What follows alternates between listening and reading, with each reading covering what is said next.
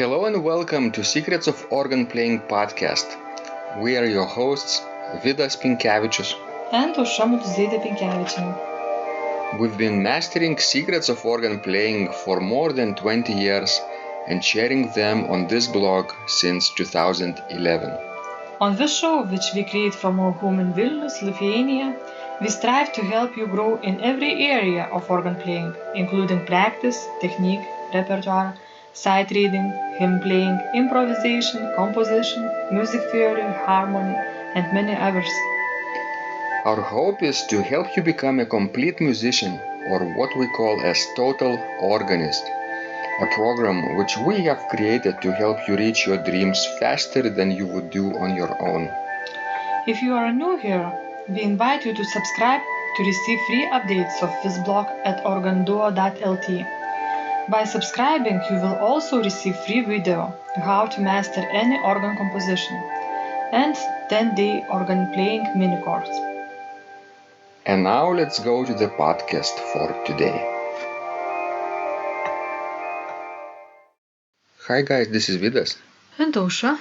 Let's start episode 313 of Secrets of Organ Playing podcast. We had a discussion in our communication channel on Basecamp recently, and Jay wrote that he's feeling a bit frustrated with seemingly little progress. And then he wrote some details. For one thing, I have a similar problem that Dianne posted about slow practice. I'm trying slow down things that are more difficult and go through many repetitions. Maybe I'm not going through enough repetitions. And I know we shouldn't compare ourselves with others. It's easy to do though. I see others posting about getting perfect on things that I can't even play. I'm enjoying practice though. I just would really like to improve faster. And like someone else who is 71 recently said that at this age it just takes longer to get things. Perhaps that's where part of the frustration is. Dianne answered, I agree with everything you said. I tend to compare myself now to when I was younger, and I get frustrated that I can't play things perfectly the first time through the way I used to. It's bad enough to compare myself with others without also comparing myself with a younger version of me. That's a lot to take in, Aušra, right? Yes, it is. Well, first of all, let me say this. I'm so delighted that people are doing those discussions, having those discussions in our Basecamp channel for total organist students.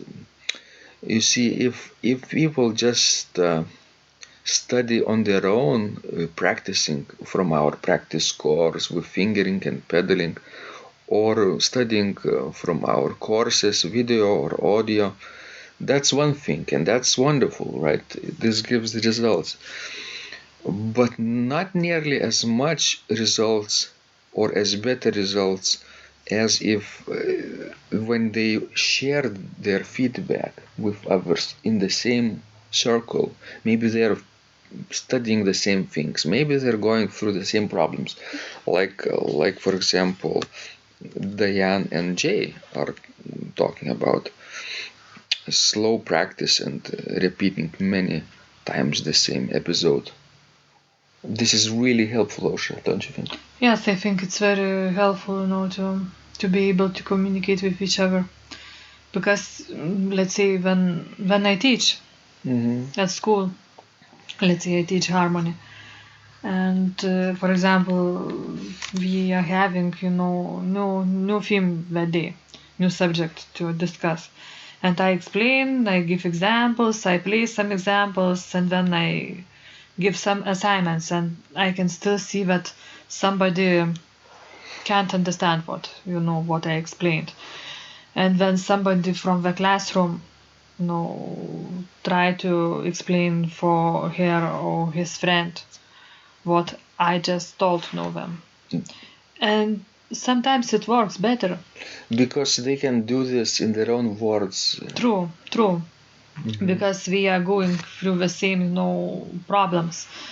And sometimes when you are advanced in something, you might not see the problem from the bottom, actually. You don't have beginner's mind. True. And sometimes you try to imagine that you have beginner's mind, but it's not always possible. Plus, you can imagine beginner's mind, but you don't remember how it was for you when you were little. True. And I think the same with practicing organ. You might remember because you have better brain, but I don't remember. You mean better memory? Memory brain, yeah, sure. Not better brain. Actually, my brain are much damaged. So. But I mean, yes, memory. Yeah, memory. Because I don't remember many things what I did at school. Well, but that's not a brain thing. That's a memory thing. I see. So yes, being in the same circle of friends who are studying right now, currently, similar things and going through the same problems is extremely helpful. So guys, if you are in our Total Organist community but are not active in Basecamp, consider at least following discussions. Maybe you don't want to engage. I can totally feel that. I can totally relate to that, because some people are introverts and better keep their problems to themselves, and others are more easygoing and share everything with others. So at least be observer, and that will be helpful too. Yes, I think everybody could benefit in something by reading Basecamp. If you, Osha, were a student of some study group, would you prefer posting your feedback or not? Maybe I wouldn't post my feedback, but I would be glad to read others' feedback. Because then you would be more motivated to go and practice that thing. Sure. Obviously.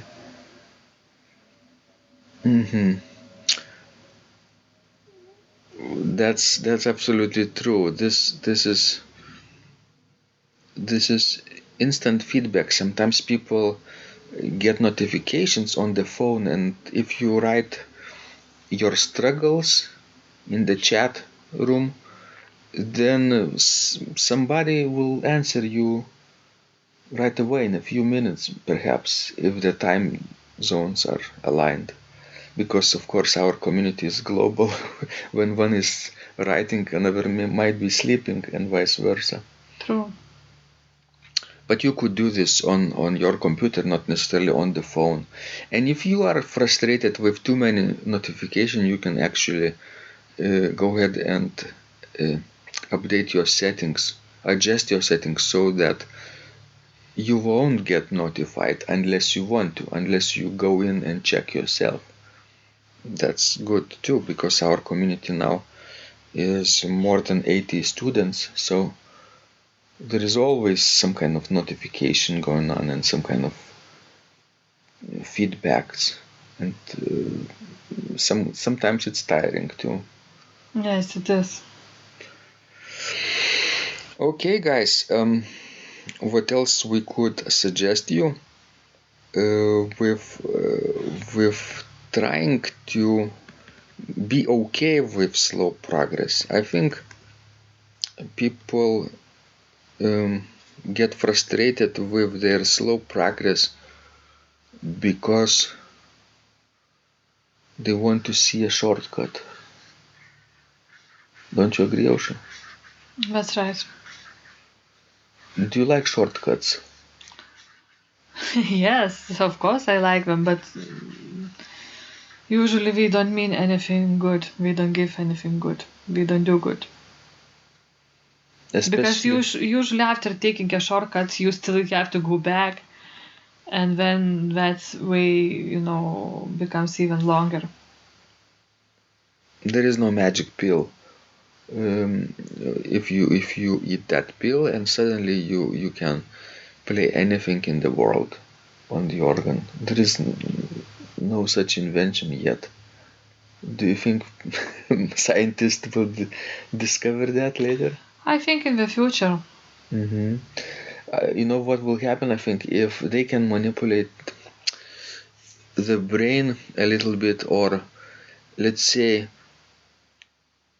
take a virtuoso, right? A scan of their brain and their brain activities and put it into a server someplace in the cloud. And then if they could connect that server to another brain of beginner organist, like a microchip or something, like plug in and upload that information or data to beginner's mind, then suddenly, like in science fiction movie, the person would have fantastic skills and superhero abilities. That sounds scary.